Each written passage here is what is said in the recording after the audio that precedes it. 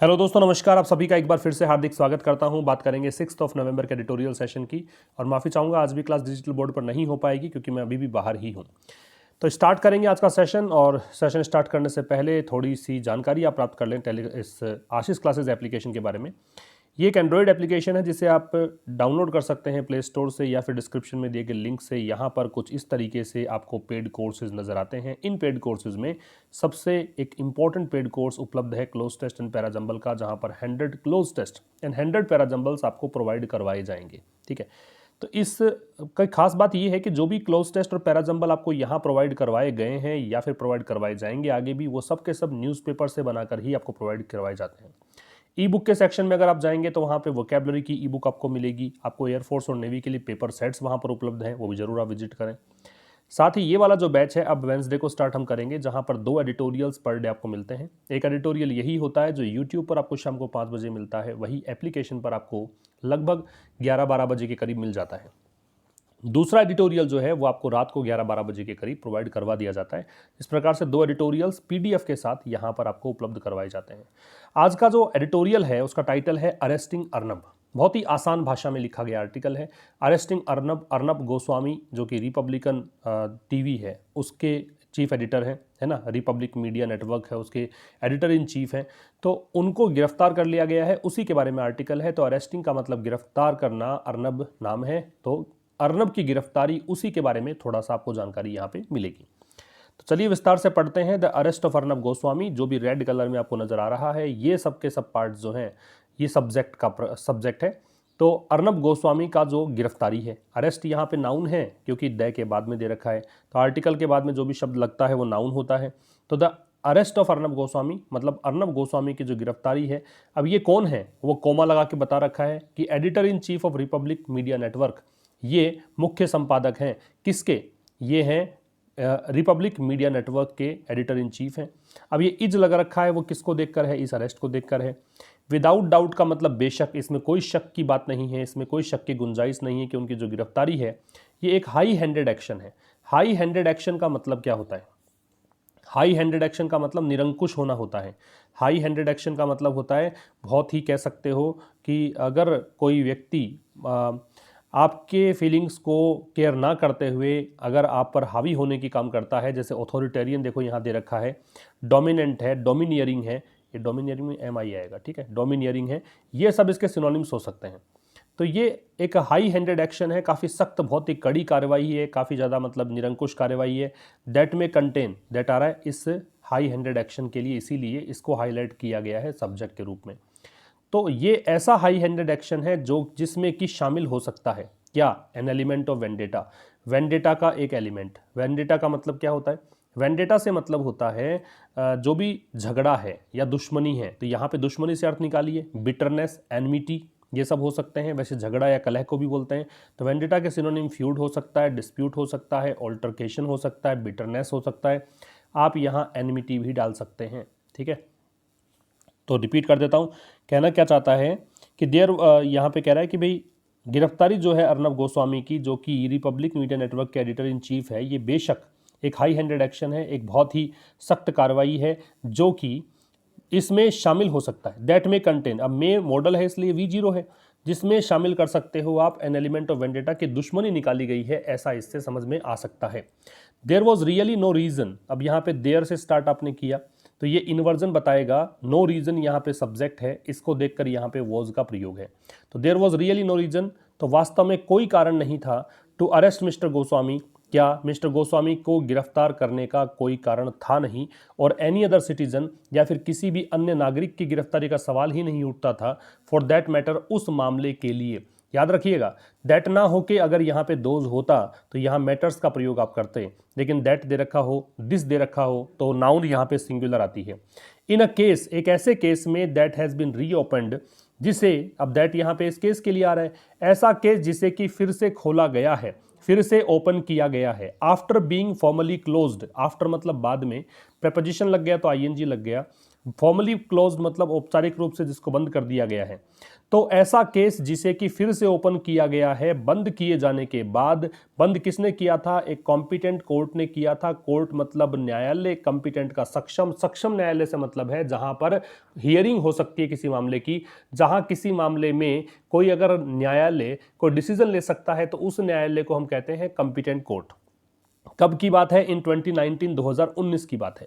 तो कह रहा है कि there was really no reason, वास्तव में ऐसा कोई कारण था ही नहीं कि मिस्टर गोस्वामी को गिरफ्तार किया जाता या किसी अन्य नागरिक की गिरफ्तारी होती ऐसे मैटर के लिए। ठीक है, ये एक ऐसा केस है जिसको कि वापस से खोला गया है बंद किए जाने के बाद, औपचारिक रूप से इसको बंद कर दिया गया था एक कॉम्पिटेंट कोर्ट के द्वारा 2019 में। इसके बाद इस मामले को फिर से खोला गया है। इसके बाद देखिए, it might be true. Might जो है वो रिमोट पॉसिबिलिटी या फिर वीक पॉसिबिलिटी के लिए आता है, दूर की संभावना के लिए आता है। तो इट माइट बी ट्रू, ये सच हो सकता है, दैट की the police then may have under political influence, कि जो पुलिस है वो मे हैव हो सकती है अंडर पॉलिटिकल इन्फ्लुएंस, पॉलिटिकल राजनीतिक इन्फ्लुएंस का मतलब हो गया प्रभाव। तो इट माइट बी ट्रू, ये सच हो सकता है कि पुलिस जो है वो रही हो, है ना। अभी देखो मे है और आगे थर्ड फॉर्म यहां दे रखी है आपको, तो रही हो अंडर पॉलिटिकल इन्फ्लुएंस, राजनीतिक प्रभाव में, अनलॉफुली, गैर कानूनी तरीके से, अवैध तरीके से, क्लोज्ड अ कंप्लेंट, है ना। तो हो सकता है कि पुलिस ने यहाँ पे गैर कानूनी तरीके से कंप्लेंट को बंद कर दिया हो that mister Goswami and 2 others had abetted, जिसे कि मिस्टर गोस्वामी और 2 अन्यों ने हैड अबेटेड, अबेट का मतलब उकसाना है, भड़काना है, जिन्हें गोस्वामी ने और 2 अन्य लोगों ने उकसाया था, भड़काया था। किसको? The suicide of NV Naik, NV Naik की नाम की महिला थी, उनके आत्महत्या को उकसाने का प्रयास इन्होंने किया था। एन इंटीरियर डिजाइनर, अब ये एनवी नायक कौन है उसका परिचय है, ये एक इंटीरियर डिजाइनर। इन मई 2018, कब की घटना है? 2018 मई की घटना है। एंड दैट, और ये भी कि देयर में भी सफिशिएंट कोज, सफिशिएंट कोज सब्जेक्ट है, इसके लिए मे भी दे रखा है। ऐसा एक पर्याप्त कारण हो सकता है फॉर इट, इसके लिए, टू बी इन्वेस्टिगेटेड एफ्रेश, की इसको फिर से जांच की जाए। इन्वेस्टिगेट जब वर्ब के रूप में आता है तो याद रखेंगे इसके साथ प्रेपोजिशन लगाते नहीं है। इन्वेस्टिगेशन अगर यहाँ पे होता तो इसके साथ में इनटू का प्रयोग करते। अफ्रेश यहाँ पे एडवर्ब का काम करेगा, इसका मतलब बिल्कुल नए सिरे से, बिल्कुल फ्रेश तरीके से। तो यहां तक की बात एक बार फिर से समझेंगे। इट माइट बी ट्रू, कि हो सकता है ये सच हो, ये एक संभावना है, दूर की संभावना है। क्या सच हो सकता है? कि पुलिस जो है उसने शायद ऐसा रहा हो कि इसने, अब देखो ये हो सकता है इसलिए बता रहा है कि लेखक थोड़ा जस्टिफाई करने की कोशिश कर रहा है। एक तरफ तो कह रहा है कि गिरफ्तारी गलत है, लेकिन दूसरी तरफ जस्टिफाई कर रहा है कि एक चांस ये भी बनता है। एक तरफ तो इसने कहा कि भाई इसकी गिरफ्तारी हो ही नहीं सकती थी ऐसे केस में, किसी अन्य को भी गिरफ्तार नहीं कर सकते थे ऐसे केस में। अब यहां थोड़ा सा बता रहा है कि हो सकता है कि गिरफ्तारी इसलिए हुई हो। तो ये सच हो सकता है, दूर की संभावना है ये, कि पुलिस जो है उसने गलत तरीके से या गैरकानूनी तरीके से जो शिकायत दर्ज की गई थी, शिकायत क्या थी? कि मिस्टर गोस्वामी और 2 अन्य लोगों ने, यहाँ एनवी नाइक नाम की एक महिला है, उनकी सुसाइड को उकसाया था। कब की घटना है? मई 2018 की घटना है। एनवी नाइक कौन है? ये एक इंटीरियर डिजाइनर है ना। और ये कि भाई एक सफिशिएंट कोज हो सकता है, ये एक पर्याप्त कारण हो सकता है कि इसको फिर से इन्वेस्टिगेट करने की बात की है, इसका फिर से जांच पड़ताल करने की बात की है, नए सिरे से बात की है। तो ये एक कारण हो सकता है। टू बी इन्वेस्टिगेटेड दे रखा है तो ये पैसिव वॉइस से ध्यान रखें, ठीक है। टू बी इन्वेस्टिगेटेड, ये पैसिव वॉइस आपको दे रखा है। आगे देखिए, गिवन द प्रेजेंस, गिवन अगर बीच में लगता है तो इसका मतलब हो गया ऐसा देखते हुए, ऐसा कर सोचते हुए। तो यहाँ कंसीडरिंग का अर्थ देगा, ये एक प्रेपोजिशन की भूमिका में यहाँ पे है, तो इसे आप कहेंगे कंसीडरिंग। तो given the presence of an incriminating suicide note, incriminate का मतलब होता है जो अपराधीकरण जिसका किया गया है, जिसको आप क्रिमिनलाइज कर रहे हो, जिसको इम्प्लीकेट कर रहे हो, जिस पर आरोप लगा रहे हो, एक्यूज कर रहे हो। तो गिवन ये देखते हुए कि प्रेजेंस है, उपस्थिति है, किसकी? इनक्रिमिनेटिंग सुसाइड नोट की, एक ऐसे सुसाइड नोट की, एक ऐसे आत्महत्या के नोट मिला था जो कि इनक्रिमिनेटिंग है। मतलब उसमें ये अपराध की श्रेणी में आता है। There may be some substance, substance का मतलब यहां पे आप पढ़ेंगे रियलिटी, एक्चुअलिटी, वास्तविकता। तो हो सकता है कि कोई ना कोई वास्तविकता रही हो इन द एलिगेशन, इस आरोप में। एलिगेशन का मतलब है आरोप, समझ गए। तो कह रहा है, यहां से पढ़ेंगे तो समझ में आएगा आपको। इस स्टेटमेंट को पहले पढ़ लीजिए, ठीक है, उसके बाद सेकंड स्टेटमेंट पढ़िए। इसको यूँ पढ़ें कि there may be some substance in the allegation, कि इस अभियोग में, इस आरोप में कोई ना कोई सच्चाई हो सकती है। ठीक है, कैसे? क्योंकि यहाँ पे सुसाइड नोट इनको मिला था, एक इंक्रीमेंट सुसाइड नोट का मतलब एक आरोप लगाता हुआ, एक अक्यूज करता हुआ सुसाइड नोट यहाँ पे मिला था। एक ऐसा सुसाइड नोट मिला था जिसके अंदर आरोप लगाया गया था किसी पर, तो उसकी उपस्थिति के चलते हो सकता है कि यहाँ पे कोई ना कोई सच्चाई हो इस आरोप में। हावेवर, हालांकि देयर इज नो रीजन, अब लेखक कह रहा है हालांकि कोई कारण नहीं बनता, फिर से ये उसी बात पर आ गया कि हालांकि कोई कारण बनता ही नहीं है। एनीवन, कि कोई भी व्यक्ति, unless they are likely to evade trial, evade का मतलब होता है अवॉइड या एवर्ट, टालना, बचना, इसको बोलते हैं। ट्रायल का मतलब मुकदमा होता है। हावेवर, हालांकि देयर इज नो रीजन, ऐसा कोई कारण नहीं बनता टू अरेस्ट एनीवन, कि किसी को भी गिरफ्तार किया जाए। Unless they are likely to evade trial, कब तक? यदि उन्हें they are likely to evade trial, यदि वो जो लोग हैं वो मतलब बचने का प्रयास नहीं कर रहे हैं मुकदमे का, या फिर गवाह को धमका नहीं रहे हैं, थ्रेटन का धमकाना, और डेस्ट्रॉय एविडेंस, या फिर जो सबूत है उनको नष्ट नहीं कर रहे हैं, तो ऐसा कोई सब एक बनता ही नहीं है कि किसी को भी कोई कारण ऐसा नहीं बनता इसको गिरफ्तार कर सके। ठीक है, तो यदि कोई ऐसा कोई क्रिमिनल है, कोई भी अपराधी है जो कि किसी मुकदमे से बचने का प्रयास नहीं कर रहा, किसी गवाह को धमकाने का प्रयास नहीं कर रहा, और एविडेंस को डिस्ट्रॉय करने का प्रयास नहीं कर रहा, तो फिर कोई ऐसा रीजन नहीं बनता है कि किसी को भी गिरफ्तार किया जाए। आगे देखिएगा, it would have been more appropriate. अब यहां पे एक चीज सीखने की है ग्रामर के दृष्टिकोण से अगर बात करें, यहां पे आपको थर्ड कंडीशनल सेंटेंस दे रखा है, यहां से लेकर, इफ से लेकर, और अगर आप बात करेंगे यहां तक कि देखो आगे तक बात करोगे तो ये एक तो क्लोज है इफ वाला, एक क्लोज ये वाला है। ठीक है, तो इफ के साथ अगर हेड प्लस वर्ब की थर्ड फॉर्म आ जाए, जैसे कि ये हेड इन्वेस्टिगेटेड दे रखा है, तो दूसरे साइड में जो सबऑर्डिनेट क्लोज, मतलब ये तो सबऑर्डिनेट क्लोज है, तो जो मेन क्लोज है उसके अंदर आपको क्या मिलेगा? Would have, could have, should have या माइट हैव आपको लगाना है। ठीक है, if you find if plus head plus V3 then will have to follow would have, should have, could have, might have as per requirement. So यहाँ पे देखिए, if the police had investigated the matter, जैसा कि मैंने कहा कि investigate अगर verb के रूप में है तो प्रेपोजिशन लगता ही नहीं है, इन्वेस्टिगेशन अगर होता तो ही इनटू लगता। तो यदि पुलिस ने इन्वेस्टिगेट कर लिया होता इस मामले को थरली, मतलब पूरे तरीके से, थरली मतलब संपूर्ण रूप से, एंड फाइल्ड ए चार्जशीट, और अगर चार्जशीट दायर कर दी होती in a court of law, court of law का मतलब वही एक न्यायालय जिसमें सुनवाई हो सकती है, कॉम्पिटेंट कोर्ट आप कह सकते हो। ठीक है, तो अगर ऐसा कर दिया होता किसी न्यायालय में, तो it would have been more appropriate, तो ये ज़्यादा उपयुक्त होता है ना, ये बात ज़्यादा उपयुक्त होती। मोर एप्रोप्रिएट, अधिक, मोर का मतलब अधिक, एप्रोप्रिएट का उपयुक्त। तो यदि पुलिस ने इस मामले को पूरी तरीके से जांचा होता और एक कोर्ट के अंदर चार्जशीट दायर कर दी होती तो ये अधिक एप्रोप्रिएट होता। If there was sufficient evidence to believe, यदि देयर वो सफिशिएंट एविडेंस, अगर पर्याप्त यहां पे सबूत होता, किसका? टू बिलीव, विश्वास करने का, that the conduct of the accused, कि जो अक्यूज्ड का कंडक्ट है, कि जो आरोपी है उसका जो आचरण है, हैड ड्रीवन द विक्टिम, उसने क्या कर दिया है? हैड ड्रीवन द विक्टिम, उसने की विक्टिम को, पीड़ित को यहां पे ड्राइव किया हो, ड्राइव का मतलब उत्प्रेरित करना कह सकते हो, पुश करना कह सकते हो, टू सुसाइड, किसके लिए? आत्महत्या करने के लिए। ठीक है, उकसा दिया गया हो, ये ड्राइव को इस तरह से इसने यूज किया है। ठीक है, if there was sufficient evidence, अगर कोई यहां पे पर्याप्त सबूत होता ये विश्वास करने का कि जो अक्यूज्ड का आचरण है, जो आरोपी का आचरण है, हैड ड्रीवन द विक्टिम, उसने ऐसा आचरण रहा हो कि उस आचरण में उसने किसी पीड़ित को उकसाया हो, ड्राइव किया हो सुसाइड करने के लिए। बात समझ में आ रही है? द ट्रांजैक्शंस एंड अग्रीमेंट्स, जो भी लेन देन हुआ, जो भी अग्रीमेंट्स हुए, इन्वॉल्व जो शामिल हैं। एक बात याद रखिए, इन्वॉल्व अगर नाउन के पहले लगाते हैं तो इसका मतलब होता है जटिल, अगर इन्वॉल्व लग गया बाद में नाउन के तो इसका मतलब होता है शामिल, तो यहां पे इसका मतलब शामिल है। जो भी लेन देन और अग्रीमेंट्स शामिल हैं, and the testimony of the family, और फैमिली के जो भी सबूत हैं, टेस्टिमनी का मतलब जो भी इन्होंने प्रूफ वगैरह दिए हैं, मे हैव बीन एनफ, हो सकता है कि ये एनफ रहे हो, पर्याप्त रहे हो, टू सीक ए कन्विक्शन, किस लिए? कि आप चाह रहे हो कि दोषारोपण किया जाए, कन्विक्शन किया जाए, उसके लिए। सीख का चाहना, तलाशना, किसके तहत? आईपीसी की धारा 306 के तहत। ये है इंडियन पिनल कोड, है ना, भारतीय आचार संहिता, इसकी धारा 306 के तहत। विच इसेंशियली रिक्वायर्स, अब ये विच आ रहा है, इस धारा के लिए आ रहा है, इस धारा के अंदर वह आवश्यक रूप से ये चाहा जाता है कि साउंड एविडेंस की यहाँ पे मजबूत यहाँ एविडेंस मिले, सबूत मिले ऑफ एक्ट्स का, दैट डायरेक्टली और इनडायरेक्टली इनसाइटेड विक्टिम्स, और ये ऐसे एक्ट्स हैं जिसमें कि प्रत्यक्ष या अप्रत्यक्ष रूप से विक्टिम्स को उकसाया गया हो to take their own lives, किसके लिए? अपना जीवन लेने के लिए, अपना जीवन खत्म करने के लिए, सुसाइड करने के लिए। ठीक है, यहाँ फिर से देखिएगा, जो भी ट्रांजैक्शंस है और अग्रीमेंट्स है जो भी इन्वॉल्व थे, and the testimony of the family में हैव बीन, टेस्टिमनी का मतलब यह सबूत हो गया, प्रूफ हो गया, साक्ष्य हो गया।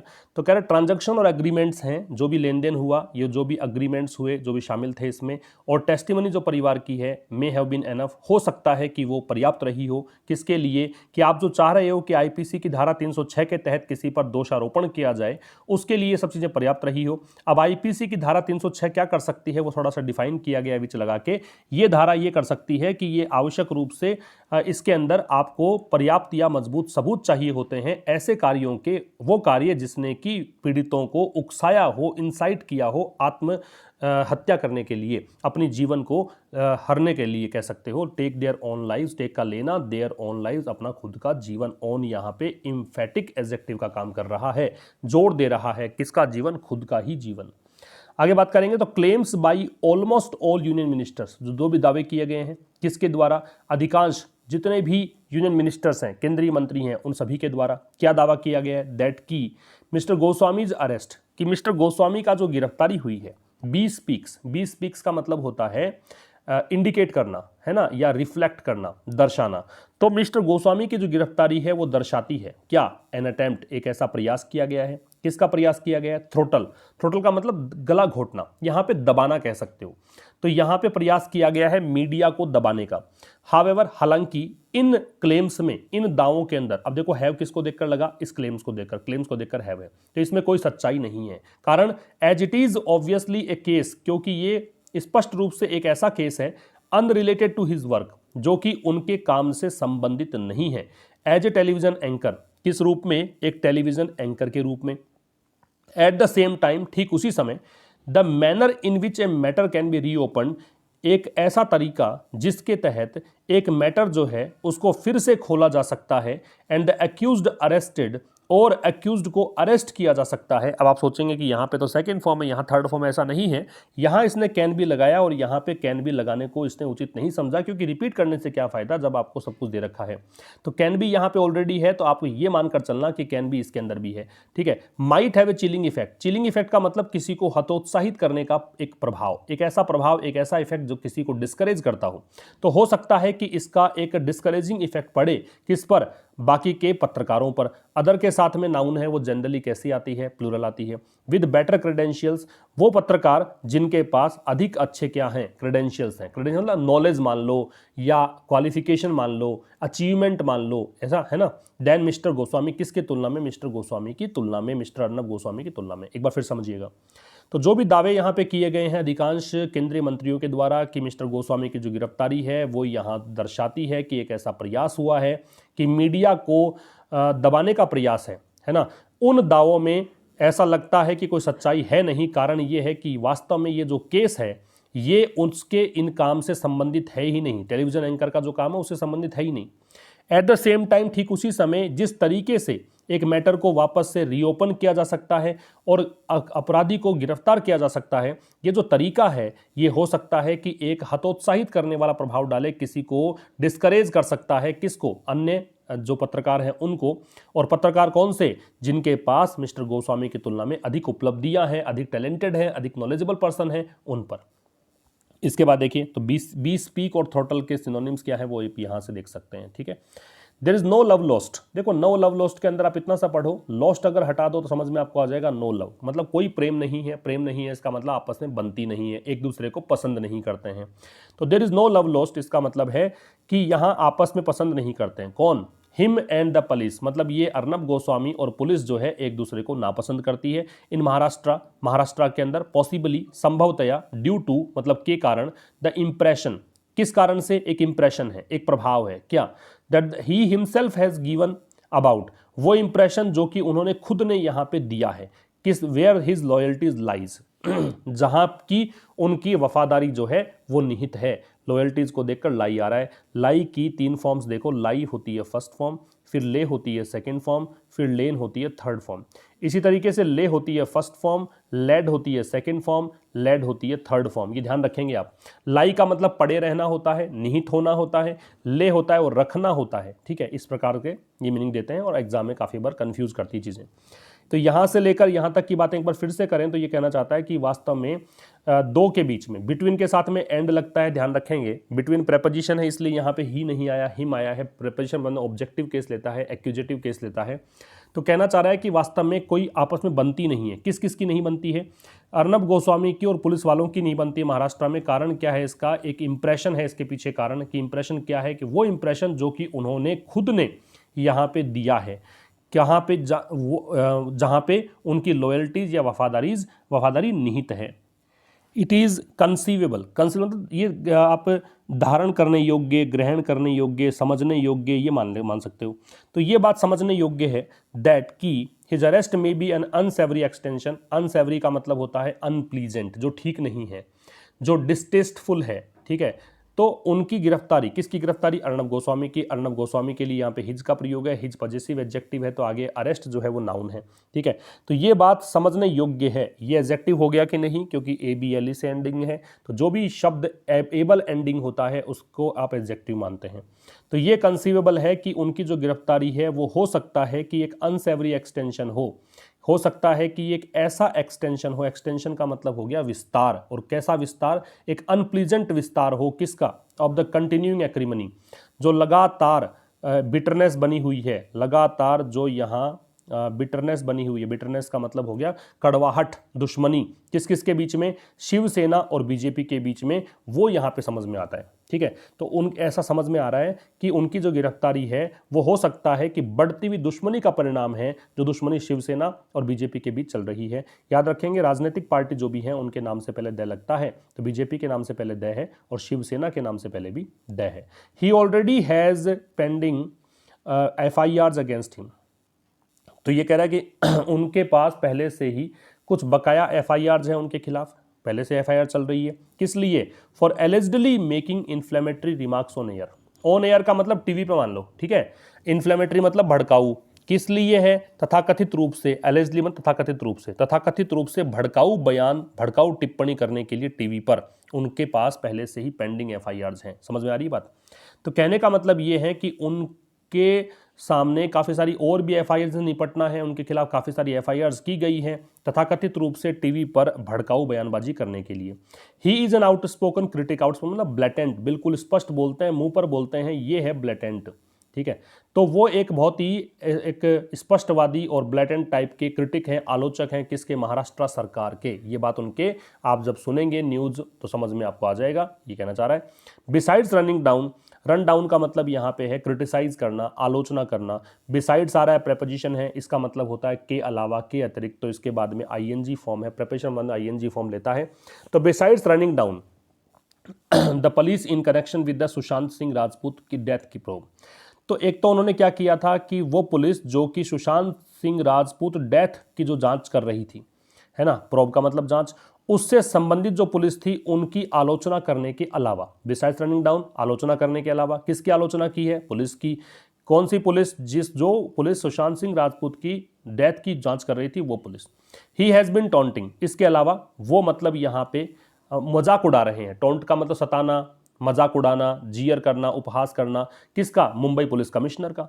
कब से? Ever since his channels came under investigation, जब से उनकी चैनल जो है जांच के घेरे में आया है। किस लिए जांच के घेरे में आया है? For allegedly fixing TRPs। Allegedly तथाकथित रूप से, फिक्सिंग TRPs मतलब TRPs का मामला है, उसको फिक्स करने के लिए, ठीक है। तो आपने सुना होगा कुछ दिनों पहले इनका चैनल TRP में टॉप पर चल रहा था न्यूज चैनल्स के अंदर, उसी को लेकर ये है। तो कह रहा है कि एक तो उन्होंने क्या काम किया कि सुशांत सिंह राजपूत डेथ केस की जो जांच कर रही थी पुलिस, उसकी इन्होंने आलोचना की। उसके अलावा इन्होंने क्या किया? वो लगातार जब से इनके खिलाफ जांच यहां बैठाई गई है तथाकथित रूप से TRPs को फिक्स करने के लिए, है ना, इस मामले को ठीक करने के लिए, तब से ये मुंबई पुलिस कमिश्नर को भी आड़े हाथों लिए हुए हैं। इन दिस बैकड्रॉप, इस पृष्ठभूमि में अगर बात करें, इस बेस पर अगर बात करें, तो द ओनस का मतलब होता है जिम्मेदारी। वॉज ऑन द स्टेट, तो जिम्मेदारी थी स्टेट की, मतलब महाराष्ट्र सरकार की, एंड द पुलिस और पुलिस की। किस लिए?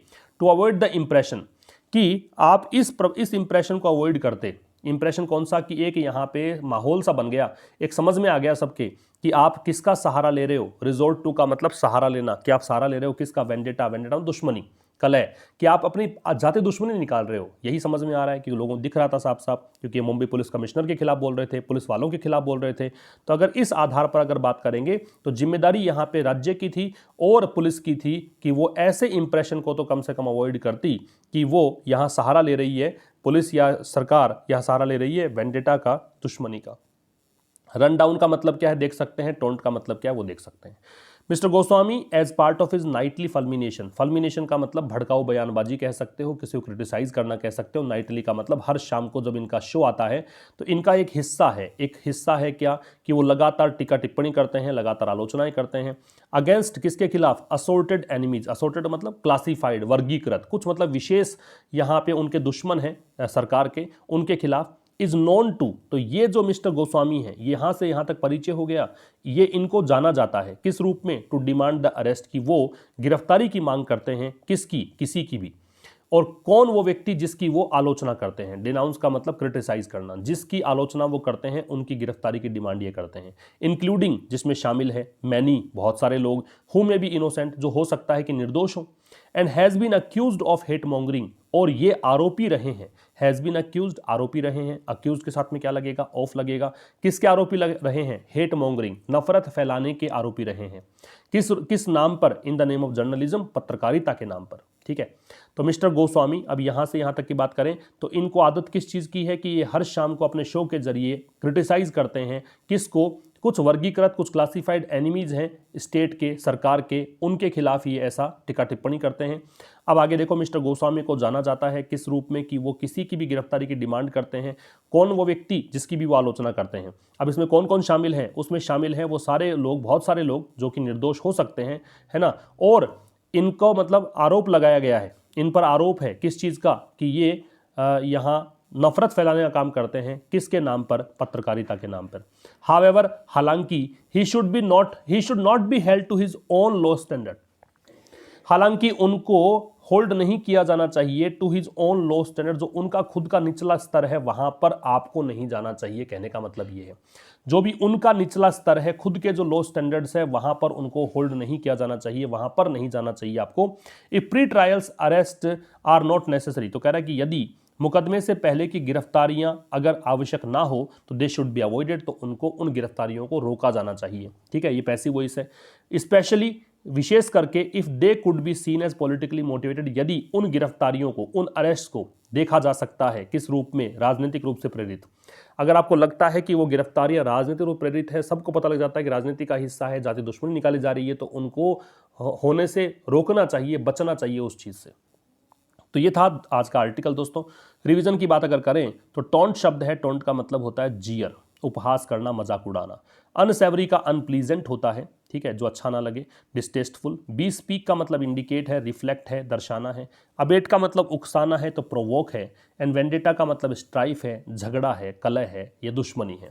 तो ये था दोस्तों आज का एडिटोरियल। बात करेंगे अब मंडे को, चूंकि मंडे टू फ्राइडे हम लोग मिलते हैं ठीक शाम 5 बजे, तो मंडे को हम मिलेंगे 5 बजे। तब तक के लिए नमस्कार, थैंक यू वेरी मच।